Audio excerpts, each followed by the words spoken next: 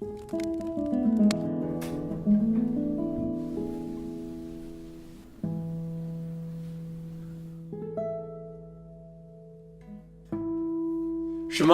chroeso I sesiwn cyntaf Gwyl Guitar Caerdydd. Hello and welcome to the first of our Cardiff Guitar Festival live sessions.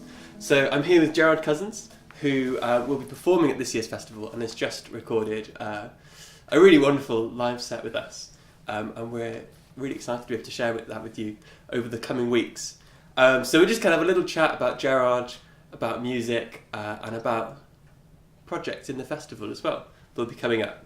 So could you tell us a little bit just about yourself, your background, Gerard, where Sure. you come from, all those kind of things? So I was born in Brecon, about 40 miles away from where we are now in Cardiff, and I studied guitar there with a guy called Jeremy Herbert, and then went to Leeds University to study music and had a year abroad in Holland, where I had a very good teacher there, and I practiced really hard.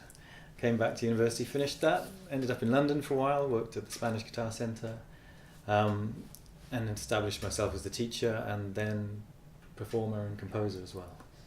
Oh, great. And so you talked about your compositions. I've been a big fan of your music since we first met 2 or 3 years ago, I think. But I wondered, for anyone who doesn't know your music, if you could maybe explain your biggest influences. Sure, yeah. Well, I guess from the classical guitar point of view, Leo Brouwer has always been a huge inspiration of mine. Since one of the first tapes I ever had, my teacher gave me when I was very young, was a tape of Leo Brouwer's music, which I used to listen to going to sleep. And I had no idea if when one piece ended, another one began. I didn't have the sleeve notes or anything like that. And some of his pieces were really quite out there. And that was an amazing education into what the classical guitar can do in terms of sound, really. And the way he writes for the guitar as well, it's so nice to play, so physical, like Villa-Lobos's music. So when I write guitar music, generally there is this idiomatic kind of feeling about it. I'm always trying to squeeze as much resonance out of the instrument as well, which I think takes the time to really learn what works and what doesn't work on a guitar. Because there are so many good composers who try and write for the guitar, and for some reason the pieces don't quite seem to work, and I think that's down to the resonance, really. And then I used to play electric guitar as well, and listen to sort of a lot of rock guitar players when I was younger. Now I listen to John McLaughlin most of the time if I'm listening to a guitarist, and his jazz music and his Indian influenced music as well, and that's had a big effect upon me. In fact, one of your pieces that you recorded for us is a homage to John McLaughlin. Yeah. So that's trying to find a way of making his music work as a solo guitar piece rather than in a band context. So I'm taking lots of ideas and difficult rhythms and time signature changes and things like that are sort of typical of what he does.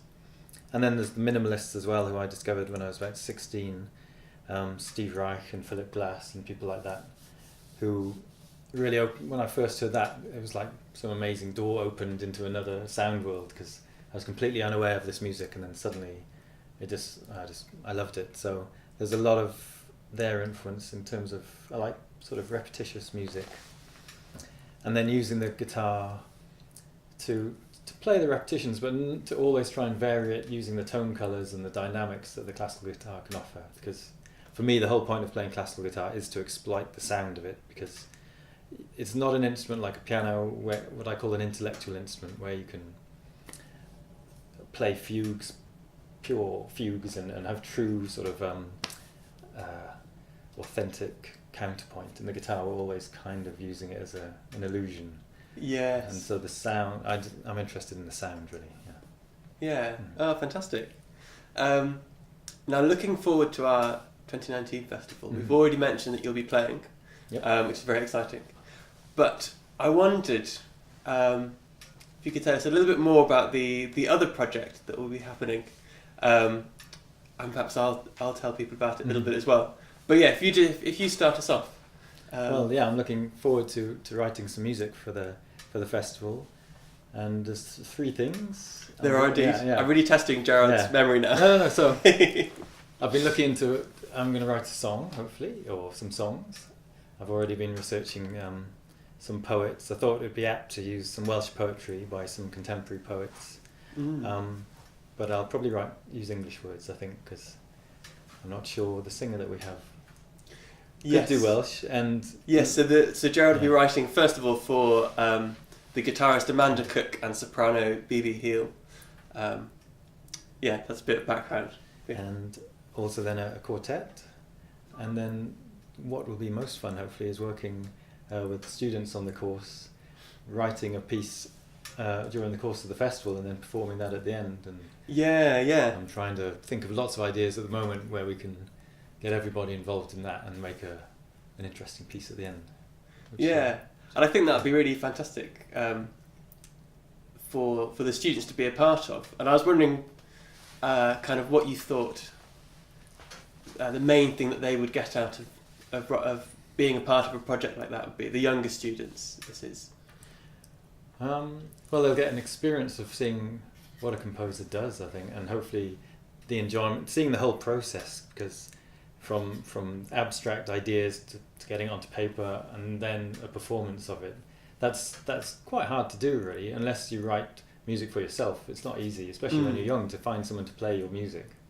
So that's the most amazing thing for me, is when you hear other people play your music, because it's like your little baby that's gone out into the world and growing up, you're never quite sure how it's going to be, and it's always interesting to hear how it turns out in reality. And especially nowadays, I've been thinking that it's possibly even more valuable now, not that the chances were, everywhere a few years ago, but now people are so reliant on MIDI playback and things like that.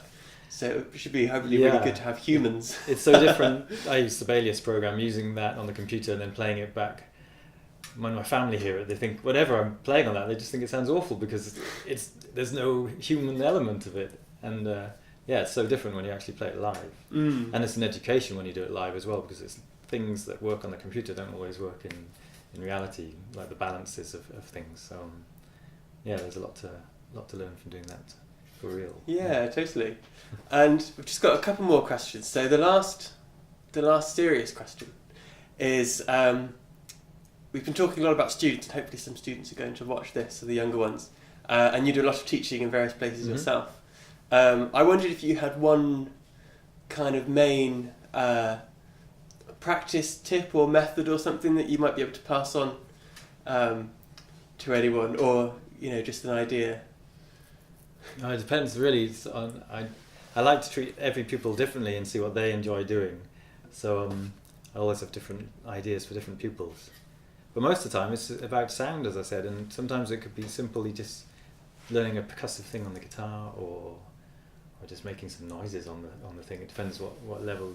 So exploration. Just really trying to encourage exploration. Try and do something a little bit different. And a little bit shocking maybe. I don't know, something different. It's always good to shock in music. So now the final thing. On the train down yesterday, I came up with some quick-fire questions because they're always fun. So try not to think about these at all and respond as fast as you possibly can. Okay, Cardiff or Swansea? Are you talking football or non-football? I'll say Cardiff. Dogs or cats? Cats. North or south? South. Coffee or tea? Coffee and tea. Good, nice mixture.